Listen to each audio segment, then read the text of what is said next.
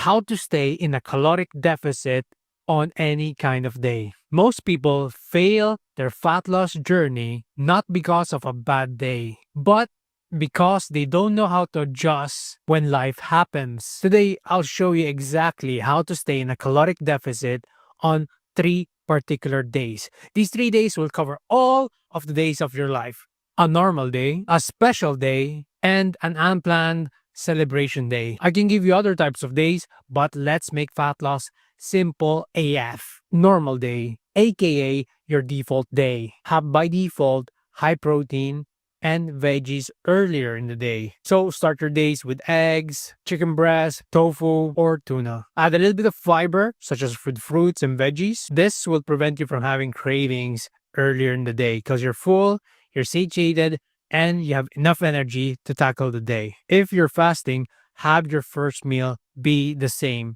meaning not too carb loaded, but high protein and a little bit more veggies, so fiber, and if you want, a little bit of fruit. Or another strategy that I used in the past is I would specifically just use fruit because fruit helps restore your glycogen when you're basically in a depleted state while you're fasting. So it'll help you push a little bit of the meal a little bit later. I mean, the bigger meals a little bit later. Another thing that you can do with these normal days is plan your meals and track them lightly. You don't need to be overly obsessive tracking every single gram of everything you're eating, but have a structure. By this, I mean have 2 to 3 or even 4 meals that you repeat in rotation during your normal meals. These 3 to 4 meals should be very enjoyable for you, meaning you ride or you die with them. This will remove the decision fatigue and keeps your caloric intake stable for most days. So for me, this type of meals are eggs with vegetables, so mixed vegetables like broccoli, cauliflower,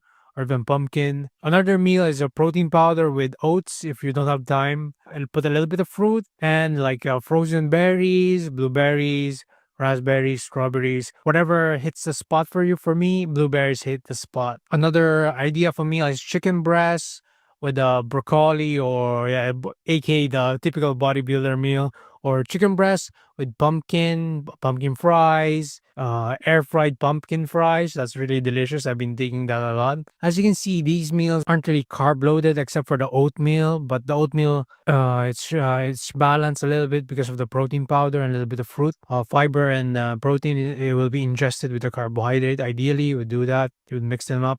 So those are the normie things that you'll be doing on normie days, on normal days. Let's go for the second type of day, which is the special day. So this is what we call planned celebrations without guilt. Meaning, you know that this day is gonna come. You know you're gonna enjoy some food. You know you're not gonna be a normie a whole day long. So you'll be hitting the pleasure button with these meals. Meaning you need to budget the calories like money. If you know you're gonna eat out later in the day, have a light meal earlier in the day. So rather than having big meals earlier in the day, you're just gonna have light meals. So a little bit of chicken, a little bit of pumpkin, a little bit of fruit, a little bit of tuna, a little bit of tofu, but nothing super big. Just enough to satisfy you to reach that time of the day where you're gonna eat big. You can even go for a protein shake. So these meals are around 100 to 400 calories each. Ideally, you would just have one meal. If you're fasting, it's easier because you can have that light meal later in the day, but then you're gonna have a big meal at later in the day. So meaning if you're having breakfast, then it should be 200 or 400 calories max. For then lunch could be 200 to 400 calories max. So you're working around 400 to 800 calories. And typically, if you're in a deficit, it's like the most aggressive one that I know is like 1,950 calories. If you're within that range, so yeah, you're typically gonna have 1,100 to 1,500 calories like later in the day. That's a lot. But you need to keep in mind that you can eat anything, but you cannot eat everything. So you need to pick your poison. Meaning you need to pick something that you really enjoy. It could be dessert, a big meal, or a drink. I typically go for the dessert. Like I like cake, I like donuts and stuff like that. Or I'll go for a big savory meal, like a big fried chicken.